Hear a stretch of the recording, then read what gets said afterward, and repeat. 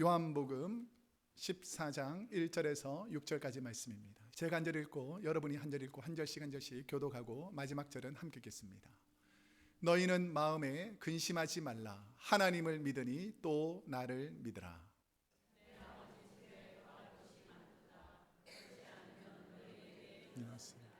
내가 너희를 위하여 거처를 예배하러 가노니 가서 너희를 위하여 거처를 예비하면 내가 다시 와서 너희를 내게로 영접하여 나 있는 곳에 너희도 있게 하리라.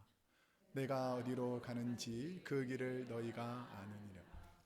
도마가 이르되 주여 주께서 어디로 가시는지 우리가 알지 못하거늘 그 길을 어찌 알겠사옵나이까. 예수께서 이르시되 내가 곧 길이요 진리요 생명이니 나로 말미암지 않고는 아버지께로 올 자가 없느니라. 아멘. 오늘은 요한복음 14장 1절에서 6절까지 말씀을 중심으로 에고 에이미 7번째 길, 진리, 생명이신 예수님이라는 제목으로 하나님 말씀을 선포하도록 하겠습니다. 오늘은 예수님께서 6월절 만찬을 마치시고 제자들의 발을 씻기시면서 시작합니다. 우리가 읽은 14장 바로 전에 13장에 보면 예수님께서 이제 6월절에 오셔서 제자들의 발을 씻기는 거예요. 참으로 부끄러운 우리의 발을 주님께서 씻겨주신다. 여러분 기분이 어떨 것 같습니까? 저도 한번 생각을 해봤어요. 예수님께서 내 발을 씻겨 주시려고 오신다. 세수나 아니면 손 뭐 이런 것들은 내가 쭉쭉 내밀 수 있는데 만약에 제가 목회자로서 여러분 자 나가시면서 제가 여러분의 발을 다 씻어 드리겠습니다. 자 발을 내미십시오 하면 내밀 것 같아요? 못 내밀 것 같아요? 예, 내미는 분도 있고 예, 못 내미시는 분도 있을 텐데 예수님은 우리의 가장 연약한 부분을 이렇게 닦아주시고 치료해 주셨습니다. 그런데 예수님께서 이렇게 섬기시고 나더니 낮은 자로서 섬기시고 나시더니 갑자기 좀 심각한 말씀을 하시는 거예요.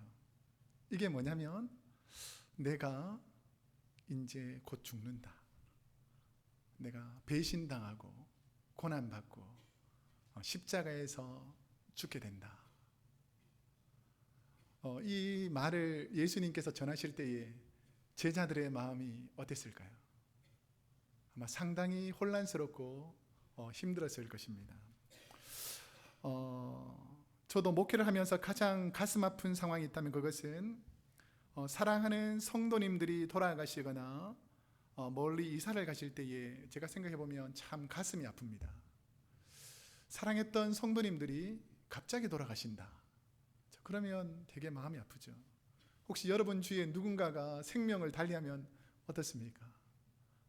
미물이라도 짐승이라도 오랫동안 키우던 우리의 가족 같은 미물이라도 죽으면 가슴이 아픈데 오랫동안 함께 지내던 예수님께서 돌아가신다.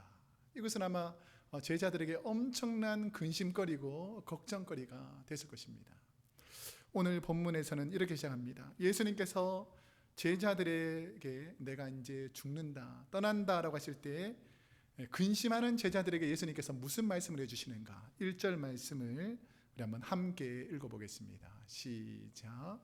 너희는 마음에 근심하지 말라. 하나님을 믿으니 또 나를 믿으라. 아멘. 6월절을 지키러 예수님께서 제자들과 함께 예루살렘으로 가자라고 말씀하셨습니다. 그 예수님께서 제자들과 함께 예루살렘에 착 입성하실 때에 예루살렘에 살던 백성들과 주위에 살던 사람들이 예수님과 제자들을 어떻게 맞이합니까? 종려 가지를 꺾어가지고 막 기뻐하면서 호산나 다윗의 자손이여 하면서 막 예수님을 기뻐하고 제자들을 기뻐합니다. 그랬을 때 그 제자들과 주위에 있는 사람들을 상상해 보면 제자들의 마음이 어땠을 것 같아요? 너무 기쁘겠죠. 야, 내가 예수님을 3년 동안 따라다녔더니 예수님이 이렇게 대단하신 분이구나. 내가 예루살렘에 오니까 나를 이렇게 환영하는구나. 예수님도 환영하지만 우리 12제자들을 이렇게 환영하는구나. 너무너무 기뻐서 예루살렘에 왔는데 지금 예수님께서 하시는 말씀이 이제 내가 십자가에서 죽는다. 이런 말을 듣게 되었어요. 얼마나 가슴이 아프겠습니까? 지금 제자들이 왜 근심된 상황이 생겼을까를 생각해 보면 예수님을 따를 때 제자들이 어떻게 따라왔습니까? 가족과 친척과 모든 것을 다 내려놓고 예수님을 따라다녔습니다. 주님을 3년이나 따라다녔는데 예수님께서 예루살렘에 오셔서 하시는 말씀이 십자가에서 고난받고 돌아가신다. 이것도 근심거리가 되는데 예수님께서 또 뭐라 그러시냐면 심지어 제자들 중에 하나가 예수님을 배반하고 팔 것이라. 차라리 이 사람은 태어나지 않았으면 더 좋을 뻔했다 라고 말하면서 너무 가슴 아파하시는 것을 제자들이 보니까 이게 얼마나 근심이 되겠어요. 우리 요한복음 13장 우리 앞장인 21절 22절 말씀을 함께 읽어보겠습니다. 시작. 예수께서 이 말씀을 하시고 심령이 괴로워 증언하여 이르시되 내가 진실로 진실로 너희에게 이르노니 너희 중 하나가 나를 팔리라 하시니 제자들이 서로 보며 누구에게 대하여 말씀하시는지 뭐라고 있다고요? 의심하더라. 이때까지는 형제로서 너무 사이가 좋았어요. 3년 동안 딸이 되면서 주님의 제자가 되었다. 이렇게 프라우드할 때가 있냐라고 하면서 너무 기뻤는데 갑자기 예수님께서 하시는 말씀을 듣고 제자들이 막 근심하기 시작합니다. 누가 우리 중에서 배신할까? 누가 예수님을 대적할까? 그리고 예수님께서 심령이 너무 괴로워서 이렇게 말씀하시니까 제자들도 마음이 너무 근심스럽고 가슴이 아프다라는 것입니다. 저 여러분이 인생을 살다 보면 믿었던 사람이 욕심과 사탄에 사로잡혀서 배신하는 가슴 아픈 일들을 아마 여러분들 경험하게 될 것입니다. 제가 신방을 다녀보면 성도님들 중에서도 아직도 그 얘기를 하면서 눈물을 막 머금는 분이 있어요. 내가 그 사람 믿고 내가 가지고 온 재산을 거의 다 투자해서 사업장을 열었는데 알고 보니까 다 들고 도망가는 거예요. 내가 그 사람만 믿고 투자했는데 하루아침에 그 사람이 싹 사라져버린 거예요. 얼마나 가슴이 아프고 공허하겠습니까? 그리고 내가 가장 사랑한다고 형님, 누님, 동생 하면서 막 아부하고 먹을 것 같이 먹고 사주던 이 사람이 알고 보니까 내 배경과 물질과 이런 것을 빼앗아가기 위해서 접근해서 자기의 유익을 다 취해버리고 이제는 떠나버렸다. 그러니까 예수님이 그런 마음이니까 얼마나 가슴이 아프고 상하시겠습니까? 주님의 제자들이 근심하는 이유가 또 있습니다.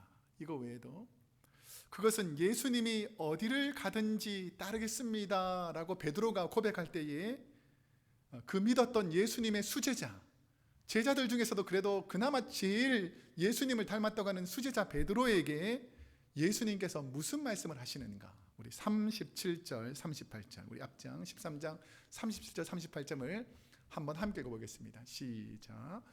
베드로가 이르되 주여 내가 지금은 어찌하여 따라갈 수 없나이까?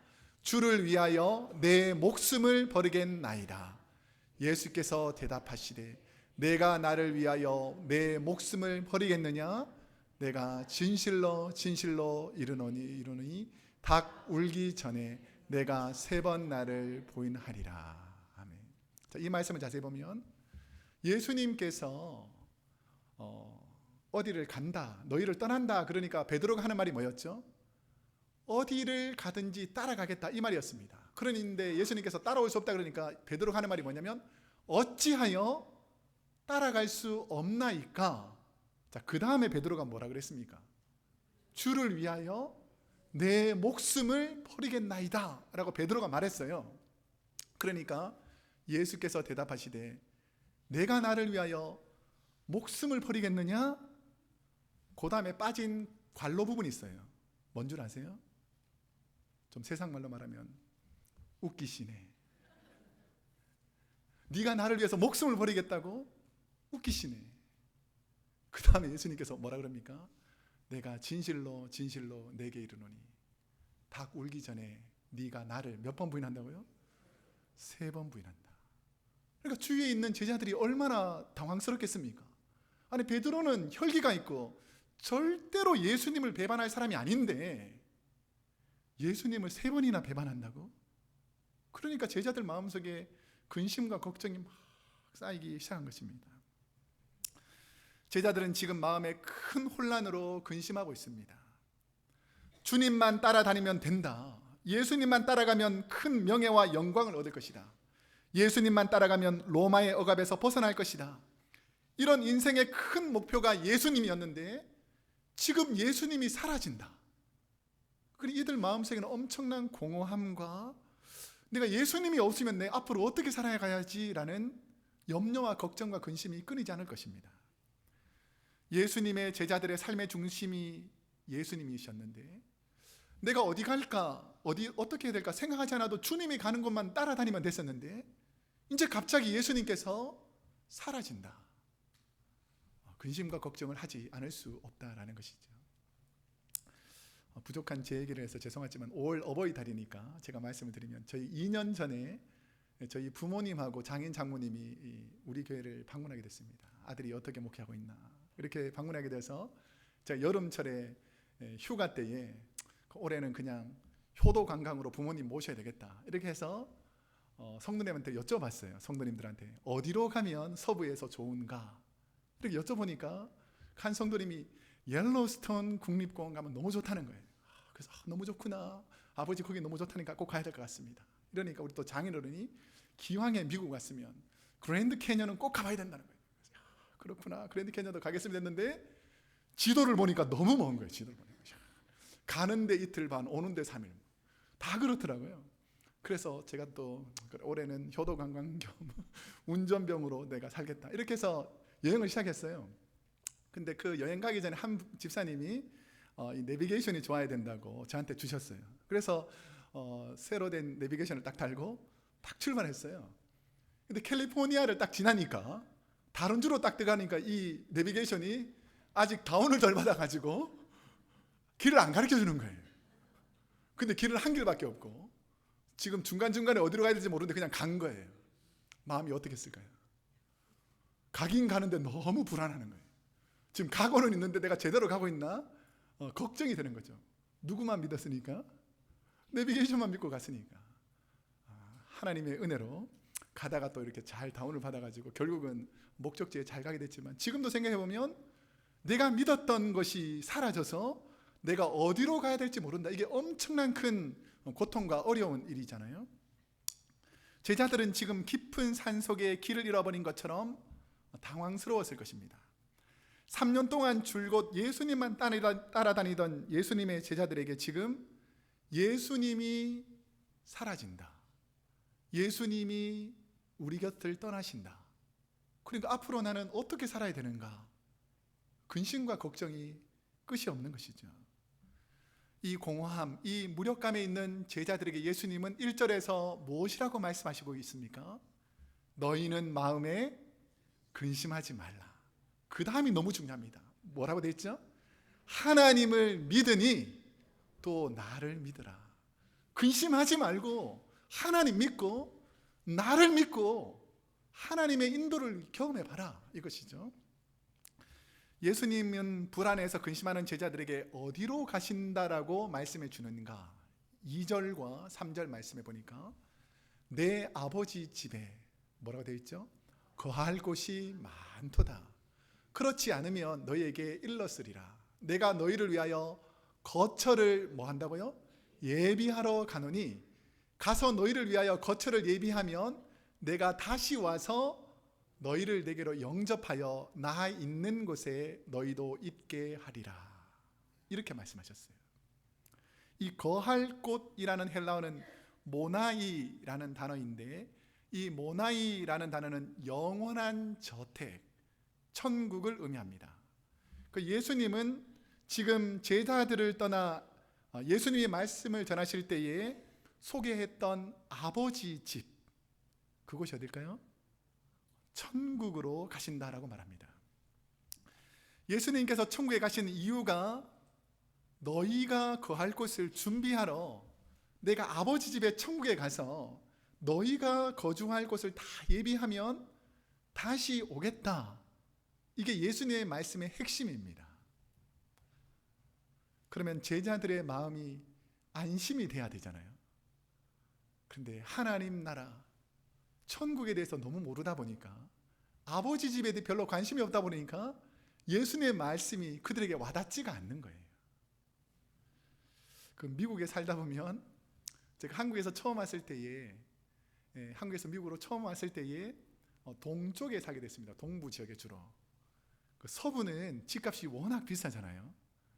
서부에 있는 집값으로 동부에 가면 저택에서 살 수 있습니다. 집이 얼마나 큰지 모릅니다. 제가 처음에 그 성도님들 집에 가보니까 집이 너무 큰 거예요. 둘이서 사시는데 방이 얼마나 많은지, 화장실도 막 몇 개가 되고, 야드도 엄청 넓은 거예요. 그러니까 처음에 가보니까 야, 집이 넓고 너무 부럽다 이랬는데, 제가 살다 보니까 전혀 안 부럽게 됐어요. 왜 그런 줄 아세요? 이게 집이 얼마나 큰지 청소하려고 그러면 하루 종일해도 안 됩니다. 이게 먼지가 하도 많아가지고. 여기는 감사한 게, 야드 깎으려고 그러면 한나절 한 10분 20분 조금씩 준비해가지고 한 30분에서 1시간만 일하면 그냥 야드를 다 정리할 수 있어요. 근데 거기는 이렇게 끌고 다니는 그 잔디 깎는 거 2-3시간 막 이렇게 깎는 분들이 너무 많아요. 뭐 나무 전지하고. 그러다 보니까 내가 집에서 사는 것인지 집을 섬기는지 모를 정도로 막 비도 자주 오고 일이 얼마나 많은지 모릅니다. 그런데 이 집이 하나님 나라 천국에 비하면 아무것도 아닌 줄로 믿습니다. 이 땅에 있는 집을 너무 크게 생각하지 마시고 하나님의 집, 천국의 집을 아름답게 가꾸시기를 축복합니다. 그러면 이 땅에서 가장 하나님의 집, 천국을 닮아야 될 것이 어디일까요? 주님의 몸인 교회입니다. 교회. 여러분, 교회를 아름답게 가꾸시기를 축복합니다. 여러분이 하나님의 성전이고 우리가 함께 예배드리는 이 공간이 하나님의 전인 것이죠. 저희 교회에 제가 1부 때도 충분히 그 집사님하고 미리 말씀드렸고, 이전에 말씀드려서 제가 오늘 예화를 들 거라고 말씀을 드렸거든요. 우리 교회에 김계향이라는 집사님이 계십니다. 지난 8개월 동안 교회에 나오지 못하신 거예요. 건강이 좋지 않아서 교회를 나오고 싶은데 너무 몸이 안 좋아서 못 나오는 것입니다. 그 이유가 뭐냐면 너무너무 어지럽고, 그 다음에 지금처럼 에어컨이 조금 나면 막 너무 감기 걸렸을 때 추울 때처럼 너무 춥고, 그리고 조금만 더우면 막 너무 덥고, 그러니까 밖을 잘 나오시지 못하는 거예요. 근데 저희가 가끔씩 신방을 가면 얼마나 감사하고 기뻐하는지 모릅니다. 그래서 제가 우리 지난 화요일 매달 있는 권사의 기도 모임 때 그래도 권사님들이 한번 찾아서 방문하면 너무너무 기뻐할 거라고 한번 방문해 보시라고 이렇게 말씀했어요. 그러니까 몇몇 권사님들이 가려고 전화를 드렸더니 지나가는 길인데 잠깐 교회를 들리겠다는 것입니다. 그 침을 막기 위해서 이제 교회 잠깐 들리는 거예요. 금요일 저녁이었는데 그 얘기를 듣고 제가 딱 나갔어요. 그러니까 너무 교회에 오고 싶은 분이 교회 오니까 벌써 막 눈물이 글썽글썽하고 있더라고요. 내가 교회에 왔다. 내가 그렇게 그리던 교회에 왔다. 그러니까 아직 설교 말씀을 못 듣지만 그래도 교회에 와 있는 게 너무 기쁜 거예요. 그래서 우리가 함께 모여가지고 한 권사님이 또 떡을 가져오셔가지고 함께 교제하면서 먹게 되었습니다. 그래서 제가 이제 식사기도 하면서 이분의 치유를 위해서 기도를 했어요. 간절히 기도를 하고 눈을 뜨니까 어떻게 돼 있었을까요? 다른 분들은 아무 감동이 없습니다. 이렇게 얼굴이 멀쩡해요. 근데 그분은 막 눈물을 펑펑 흘리면서 교회에서 목사님과 함께 기도하고 있다는 그 순간이 너무 감사해서 눈물 흘리고 있다는 것입니다. 여러분은 주님의 몸된 교회를 사랑하십니까? 오늘 이 아침에 주의 전에 나와서 예배드리는 것이 하나님의 은혜인 줄로 믿습니다. 누구는 그렇게 가고 싶어도 갈 수 없는, 건강이 허락하지 않고 여건이 허락하지 않고 상황이 허락하지 않아서 도저히 갈 수 없는 이곳에 저와 여러분을 하나님께서 불러주신 것이 하나님의 은혜다. 우리 주님은 이것을 제자들에게 설명하고 있습니다. 하나님의 나라에 대해서 주님이 말씀하시는데 현세주의자 도마의 반응이 무엇인가? 4절에서 5절 우리 한번 함께 읽어보겠습니다. 시작. 내가 어디로 가는지 그 길을 너희가 아느니라. 도마가 이르되 주여 어디로 가시는지 우리가 알지 못하거늘 그 길을 어찌 알겠사옵나이까. 이 말씀을 자세히 보셔야 돼요. 도마는 주님께서 계속해서 천국, 하나님의 나라 이런 것을 설명하지만, 도마는 뭐냐면 자신이 이해되지 않거나 환경적인 일어날 현상이 아니면 늘 마음속으로 의심하는 현세주의자, 현실주의자인 겁니다. 천국 봤냐? 천국 보지도 못했는데 무슨 천국이냐? 이렇게 생각하는 거예요. 나는 지금 예수님이 가까이 있으면서 내 문제를 해결해 주셔야지 예수님이 필요하지, 보이지도 않는 천국 그 예비하러 가는 것 저는 별로 관심이 없습니다, 이건 거예요. 도마는 그렇게 많은 주님의 설교를 듣고도 주님이 어디로 가시는지를 모릅니다.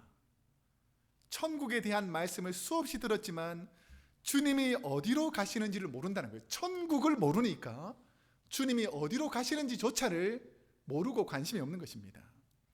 이 말을 바꾸어 말하면 도마는 주님의 설교를 들을 때에 하나님의 나라를 생각한 것이 아니라 이 땅에서의 현실적인 높은 위치, 부와 명예, 행복, 땅에 있는 것에는 관심이 많았지만 예수님의 복음의 핵심인 천국, 하나님의 나라에 대해서는 전혀 관심이 없고 몰랐다는 것입니다. 우리가 이 땅에, 우리 가운데에는 이 땅에 오래 살다 보니까 자신이 이해하는 대로만 알고 경험하는 대로만 믿는 분들이 있습니다. 그리고 자신이 관심 있는 부분만 들리는 분들이 있습니다. 이 땅의 것만 생각하며 욕심에 사로잡혀 마귀에게 종노릇하는 사람들이 있습니다. 물질과 욕심과 정욕과 시기와 질투와 이 땅의 것에 가득 찬 사람은 천국에 갈 수 없습니다. 예수를 바로 알고 하나님의 나라를 바로 알아야 천국 갈 수 있는 줄로 믿습니다. 이것을 가르쳐야 된다는 것이죠. 그 예수님께서 3년 동안 따라다녔던 이 제자들조차 이 정도니까 예수님께서 바른 진리를 가르칩니다. 어떻게 천국에 들어갈 수 있는지를 묻는 제자들에게 예수님께서 가르쳐 주신 말씀이 오늘 6절 말씀의 핵심입니다. 한번 읽어보겠습니다. 시작. 예수께서 이르시되 내가 곧 길이요 진리요 생명이니 나로 말미암지 않고는 아버지께로 올 자가 없느니라. 아멘. 예수님은 에고 에이미, 야훼, I am, 하나님인 나는 천국으로 가는 길과 진리와 생명이다 라고 말씀하시면서 I am the way, the truth and the life 이렇게 말씀하시는데, 이 헬라어 원어에 가보면 원문 모두에다가 그라는 정관사가 들었습니다. 그러니까 예수님은 천국으로 가는 그 길, 그 진리, 그 생명이라는 뜻입니다. 예수님은 하나님이 계신 곳으로 갈 수 있는 I am the way, 나는 바로 그 길이다. 이것을 원문으로 다시 해석해 보면 예수님은 하나님 나라에 갈 수 있는 그 길, 유일한 길이다 라고 말씀하시는 것입니다. 사랑하는 성도 여러분, 여러분의 자녀들이 하나님 나라 갈 수 있기를 축복합니다. 그 길을 모르면 못 갑니다. 여러분 무엇을 가르치고 있습니까? 무엇을 강조하고 있습니까? 물질, 명예, 돈, 이 땅의 것을 가르치다 보면 the way, 주님만이 그 길이라는 것을 모르고 살아갈 수 있는 자녀들이 있다는 것이죠. 여러분 자녀들을 믿지 마세요. 가식으로 속이는 걸 믿지 마세요. 진실하게 가르치시기를 축복합니다. 어린이 주일에 우리 자녀들에게 지금 무엇을 가르치고 있다는 것이죠. 돈 많이 벌어라, 좋은 학교 가라, 좋은 결혼해라, 잘 먹고 잘 살아라, 이게 하나님의 뜻이 아닙니다. 예수 외에는 구원의 길이 없다, 이것을 가르쳐야 된다는 것이죠. 자녀를 두려워하지 마세요. 복음이 더 강한 줄로 믿습니다. 자녀들 눈치 보지 마세요. 하나님의 말씀을 강력하게 가르치세요. 사도 바울이 사도행전 4장 12절에서 분명히 말한 복음이 있습니다. 한번 함께 읽어보겠습니다. 시작. 다른 이로서는 구원을 받을 수 없나니 천하 사람 중에 구원받을 만한 다른 이름을 우리에게 주신 일이 없음이라 하였더라. 아멘. 이 말씀을 잘 기억할 때에 다른 이름으로 구원을 받을 수 있다는 것입니까? 없다는 것입니까? 다른 이름으로는 절대로 안 됩니다. 그런데 이 땅에는 신천지, 통일교, 여호와의 증인, 이단과 거짓 종교가 얼마나 많은지 모릅니다. 우리가 살고 있는 인류의 3대 종교가 있습니다. 이게 기독교, 불교, 이슬람. 이것을 뭐 다른 종교도 있지만 이게 큰 이때까지 역사를 이끌었던 3대 종교라고 합니다. 이슬람은 예수님이 탄생하신 후에 약 610년 후에 사우디아라비아 메카에서 태어난 마호멧에 의해서 시작된 종교입니다. 이슬람이라는 단어의 뜻은 아랍어로 알라에게 절대 순종한다. 이게 이슬람이라는 뜻입니다. 이슬람교라고 할 때 이슬람이라는 게 뭐냐면 알라에게 절대 순종하는 종교다. 이게 이슬람교입니다. 근데 어떨 때는 이걸 회교라고 부르잖아요. 회교라고 부르는 이유가 뭐냐면 중국 서쪽 지방에 위구르라는 족이 있는데 위구르족을 중국 사람이 뭐라고 불렀냐면 회흘이라고 불렀습니다. 회흘 족속 사람들. 그러니까 회흘 족속 사람들이 믿는 종교라고 해서 회교라고 불렀던 것이죠. 무슬림들은 이 회교를 가르칩니다. 그랬을 때 회교에서는 6가지 절대 신앙이 있어요. 6가지 절대 신앙. 이게 뭐냐면 유일신 알라만을 가리킵니다. 유일신 알라. 그 다음에 천사 가브리엘. 자, 그 다음이 중요한데요. 예언자 뭐라고 되어 있습니까? 마호멧. 그러니까 창시한 마호멧이 그냥 예언자입니다. 사람. 사도 바울의 말을 따르면 다른 이로서는 구원을 얻을 수 없나니 천하 인간의 마호멧으로는 구원을 받을 수가 있습니까? 없습니까? 없다라는 것이죠. 성서를 코란으로 생각하고 최후의 심판, 하늘의 명령 이런 것을 믿습니다. 그런데 이들은 신앙의 헌신, 예배, 단식, 헌납, 순례 5가지 행동 지침이 가지고 있지만 종교를 위해서 상대방을 죽여서라도 종교적으로 전쟁을 일으켜서라도 자기의 종교를 전해야 된다라고 믿습니다. 그런데 그들은 창조자 알라가 아니라 이 종교를 만든 사람은 누구라고요? 마호멧 인간이라는 것입니다. 인간의 가르침으로는 절대로 구원에 이를 수가 없습니다. 두 번째는 불교인데요. 불교의 창시자는 누구죠? 부다, 석가모니입니다. 인간이 해탈의 경지에 이르기 위해서 부다가 주장하는 것은 사성제와 팔정도입니다. 그 사성제라는 것이 뭐냐면 고집멸도 이건데 이게 고통, 집착, 멸망, 팔정도 이걸 가리킵니다. 이게 뭐냐면 모든 사람은 늙고 병들고 사람들과의 관계에서 고통이 있다는 거예요. 이게 고통입니다. 그래서 사람들이 이 고통을 없애기 위해서 뭔가에 집착한다는 거예요. 어떻게 하면 고통을 없앨까? 계속 집착한다는 것입니다.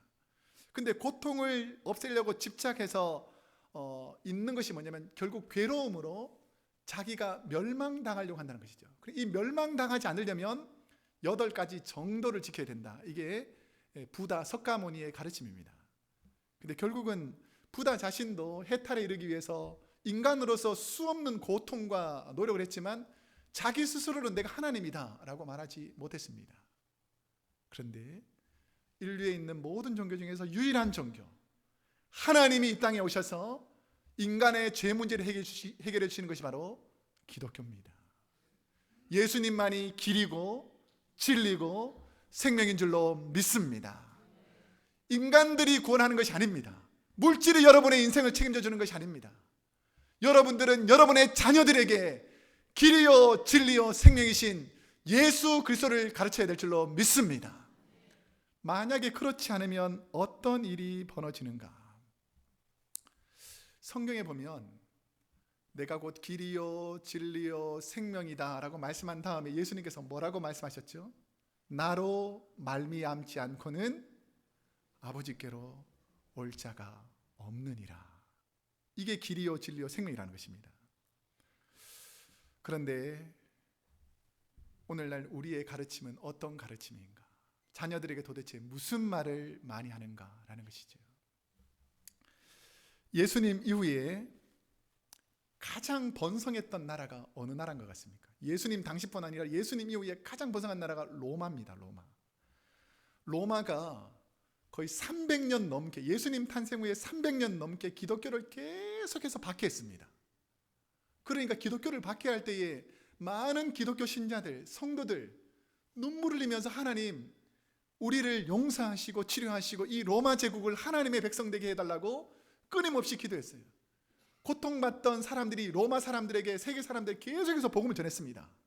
그래서 AD 313년에 콘스탄틴 황제가 드디어 로마 제국을 우리는 이제 더 이상 세상의 종교를 믿지 않고 누구를 믿기로 국교를 정합니까? 그리스도를 믿는 우리 로마는 기독교 국가다라고 선포했어요. 핍박받는 300년 동안에는 그 어려움 속에서도 신앙을 지켜왔습니다. 그런데 당시 세계의 중심이던 로마 제국이 AD 410년, 채 100년이 지나지 않아서 410년 8월 24일 밤에 야만이라 불리던 고투족에게 한순간에 로마가 멸망당합니다.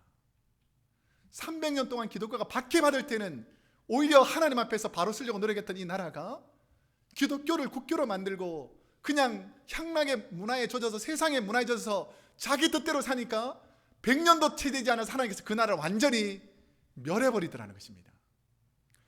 당시 세계인들에게 로마는 최고의 군사와 부와 문화와 쾌락을 가진 절대로 정복되지 않을 나라라고 생각했습니다. 그런데 기독교를 국교로 공인한 후 100년도 지나지 않아서 완전히 무너지고 말았습니다. 야만족이 쳐들어와서 로마에 있던 수많은 여성들을 강간했습니다. 자녀들, 여성들, 종교 지도자들, 사제들, 성도들을 무참히 다 죽였습니다. 그리고 성스러운 교회당은 모든 예배드리는 제구들 다 모아가지고 불태워서 예배를 드리지 못하도록 완전히 멸해버렸습니다. 이런 엄청난 기독교 국가 로마의 재난의 상황은 당시 크리스천이라고 생각하는 사람들에게 큰 셔크가 됐어요. 어떻게 하나님을 믿는 이 나라, 거의 400년 동안 무너지지 않을 거라고 생각했던 이 나라가 어떻게 이렇게 한순간에 멸망당할 수 있는가? 그것도 야만족에게 완전히 비참하게 완전히 멸하는 것을 보고 예수 믿는 사람들이 샤크를 받은 거예요. 그때 당시에 제롬이라는 아주 유명한 신학자가 있습니다. 이분이 베들레헴에 가가지고 그 에스겔서 주석서를 쓰다가 로마, 이 기독교 국가인 로마가 이렇게 멸망당했다라는 소식을 듣고 3일 동안 너무 놀라서 아무 말을 하지 못합니다. 그러다가 3일이 지나서 이제 정신을 좀 차리고 가장 가까운 친구에게 글을 이렇게 보냈습니다. 로마가 포위되었다. 온 세상이 의존하고 있는 도시가 무너졌다. 로마가 무너질 수 있다면 세상에 무엇이 안전할 수 있는가? 절대로 무너지지 않을 것 같은 이 로마가 무너지는 걸 보니까 우리가 이 세상을 예측할 수 없다. 아노미 상태, 방향과 길을 잃어버린 상태가 됐다는 것이죠. 로마가 당할 당시에 그 로마에 있던 영국의 최고의 수도사 중에 한 분이 펠라기우스라는 사제가 있습니다. 그러니까 로마가 워낙 기독교가 발달되어 있으니까 영국에 있던 수도사가 로마에 와서 로마의 기독교를 연구하고 있었습니다. 그런데 로마가 하루아침에 멸망당한 것을 보면서 그의 글에 이렇게 기록되어 있습니다. 모든 집들이 슬픔에 잠겨 있다. 깊이 스며든 공포가 우리를 사로잡고 있다. 하루아침에 로마가 기독교인들이 떼죽음을 당하니까 자기가 사제로서 보니까 이건 큰 재앙이라는 것이죠. 당시 북아프리카 히포에 머물고 있던 당시의 최고의 성자가 어거스틴입니다. 어거스틴이 로마에서 기독교인들이 막 죽어나가니까 살기 위해서 로마를 막 빠져나옵니다. 우리 최근에 기독교를 박해놓은 리비아에서 막 흑해를 거쳐서 막 살기 위해서 기독교인들이 쫓아나오는 것처럼 로마에 있던 기독교인들이 살기 위해서 막 밖으로 도망쳐 나오는 이 모습을 보면서 쓴 책이 The City of God, 신학적으로는 신국론이라고 하는데 하나님의 나라. 도대체 하나님의 백성들은 어떤 사람인가? 라고 하면서 글을 쓴 것이 바로 신국론입니다. 400년 동안 절대로 무너지지 않을 것 같은 나라, 기독교가 국교가 되어서 하나님을 믿던 나라, 그 로마가 멸망당했는데 오늘날 그와 비슷한 나라가 어느 나라일 것 같습니까? 세계 제1의 강대국, 문화와 세계를 이끄는 나라, 절대 무너지지 않을 것 같은 나라, 지금 오늘 시점에서는 그 나라가 어느 나라인 것 같아요? 미국이죠. 미국. 우리가 살고 있는 미국입니다. 기독교가 국교인 나라입니다. 그럼에도 불구하고 지금 이 미국 땅은 술과 마약과 타락과 하나님을 경외하지 않는, 절대로 미국은 망하지 않는다. 맞을까요? 틀릴까요? 맞지 않습니다. 하나님을 떠난 백성, 하나님께서 멸해버리시는 줄로 믿습니다. 그렇기 때문에 우리가 하나님의 자녀로서 우리 자녀들에게 바른 신앙관을 가르쳐야 될 줄로 믿습니다. 마귀는 우리가 살고 있는 이 미국과 고국 대한민국의 물질 우선주의, 향락적 세계관, 술과 마약과 쾌락이라는 이기심으로 가득 찬 소돔과 고모라 땅으로 만들려고 마귀들이 역사하고 있다는 것이죠. 우리의 자녀들을 하나님의 자녀로 바로 키워야 될 줄로 믿습니다. 근데 이 우리가 살고 있는 미국 땅과 고국 대한민국보다 훨씬 더 비참한 나라가 지금 북녘 땅입니다. 지금 북한에는 어느 말이든 어느 집이든 우상이 없는 것이 없습니다. 집집마다 김일성, 김정일 이 사진을 훼손하면 엄청나게 벌을 받는 세상에서 유일한 우상 숭배 국가입니다. 그리고 더 심각한 게 뭔지 아세요? 대한민국과 한국은 기네스북에 오른 나라입니다. 뭔지 아세요? 단일 민족으로 유일하게 분단된 국가. 왜 그렇겠습니까? 우상 숭배하면 하루아침에 멸망당할 수 있다는 것을 하나님께서 보여주시는 것이죠. 여러분, 우리의 자녀들이 살아갈 세상에 하나님의 은혜가 충만하기를 축복합니다. 그렇기 때문에 길이요 진리요 생명이신 다른 이로서는 구원을 얻을 수 없고 예수를 잘 믿어야 너희가 천국 간다는 것을 확실히 부모로서 가르치시기를 축복합니다. 이제 말씀을 맺겠습니다. 오늘은 전 세계가 지키는 어린이 주일입니다. 부모에게 가장 큰 바람이 뭘까요? 그것은 아마 자녀들이 바른 길, 진리의 길, 생명의 길을 가는 것일 것입니다. 돈과 물질과 명예와 쾌락, 죄와 이 땅의 것을 추구하며 그 길을 걷는 사람의 최후는 지옥불입니다. 만약에 여러분과 여러분의 자녀가 아직도 여전히 생명 되신 주님의 길이 아니라 돈 많이 벌어야 된다, 물질이 있어야 된다, 세상 사람들처럼 살아야 된다고 가르치면 여러분들은 그 자녀를 지옥불로 밀어놓고 있는 것입니다. 그렇지만 비록 이 땅에서는 부족해 보이고 외로워 보이고 힘들어 보여도 주님의 가신 십자가의 길을 걷는 분들은 하나님께서 반드시 천국으로 인도해 주실 줄로 믿습니다. 오늘 저와 여러분의 자녀들이 천국 백성 되어서 사랑으로 길되신 주님, 진리신 주님, 영생을 주신 주님, 그 주님을 가르치시는 저와 여러분이 되시기를 축복합니다.